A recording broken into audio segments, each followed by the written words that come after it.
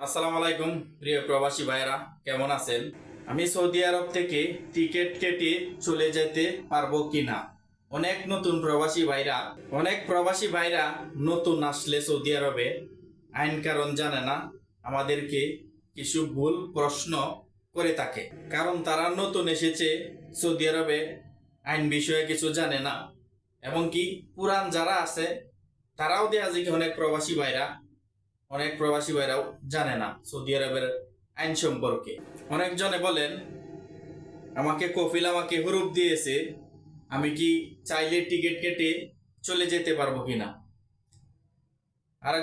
অনেকজনে প্রশ্ন করে আমাকে কপিল আমাকে এক্সিট দিয়েছে, আমি কি চাইলেই টিকিট কেটে চলে যেতে পারবো কিনা। এই প্রশ্নটা অনেক প্রবাসী ভাইরা করে থাকে।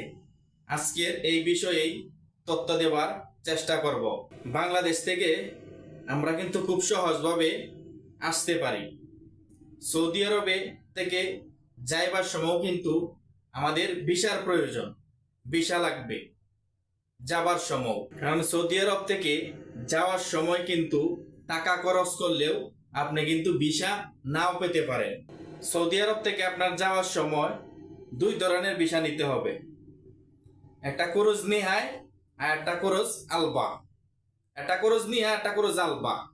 এই দুই ধরনের ভিসা আপনাকে নিতে হবে। কুরুজ নিহায় হচ্ছে মানে আপনি একবারে চলে যাবেন, কুরুজ আলদা হচ্ছে আপনি ছুটিতে যাবেন আবার পরবর্তীতে আসবেন, মানে ছুটিতে যায় পরবর্তীতে আসবেন। আরেকটা হচ্ছে আপনি একেবারে চলে যাবেন, এটা হচ্ছে ফাইনাল এক্সিট। আমরা যেটা ছুটিতে যাই এটা বলে এক্সিট রিয়াকশন ভিসা। দুইটা ভিসার থেকে যে কোনো একটা ভিসা নিয়ে আপনাকে যেতে হবে। এক্ষেত্রে আপনার যদি কপিল জানা না থাকে তাহলে আপনাকে ফাইনাল এক্সিট নিতে হবে। আপনি যদি অবৈধ থাকেন, কপিলকে খুঁজে পাচ্ছেন না, তাহলে আপনাকে হয়তো এক্সিট নিয়ে যাইতে হবে, এক্সিট নিতে হবে। এই ফাইনাল এক্সিট নিতে হলে আপনার আইন কারণ মেনে নিতে হবে। আর আপনি মনে করবেন যে আমি টিকিট কেটে চলে গেলাম ভিসা না নিয়ে, আপনাকে এয়ারপোর্টে যাবেন, এয়ারপোর্ট থেকে আপনাকে রিটার্ন ব্যাক করবে, আবার আপনাকে যাইতে দেবে না। টিকিট কাটলে যে আপনি চলে যাইতে পারবেন না, ফাইনাল এক্সিট ভিসা লাগাইতে হবে। আপনি বাংলাদেশ থেকে ভিসা নিয়ে এসেছেন, সৌদি আরব থেকেও আপনার ভিসা নিয়ে দেশে যেতে হবে।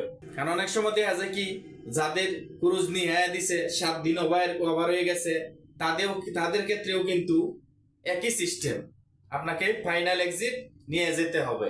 কারণ আপনি যে ধরনের প্রবাসী হন না কেন, ক্রুজ নিয়ে আছে, হুরুপ আছে, এক্সিট আছে, আপনাকে নতুন ভিসা নিয়েই দেশে যেতে হবে, যে ধরনের প্রবাসী আপনি হন না কেন। আশা করি সবাই বুঝতে পেরেছেন। অবশ্যই ভিডিওটা ভালো লাগলে ভিডিওটা শেয়ার করে দিবেন, চ্যানেলটা সাবস্ক্রাইব করে দিবেন।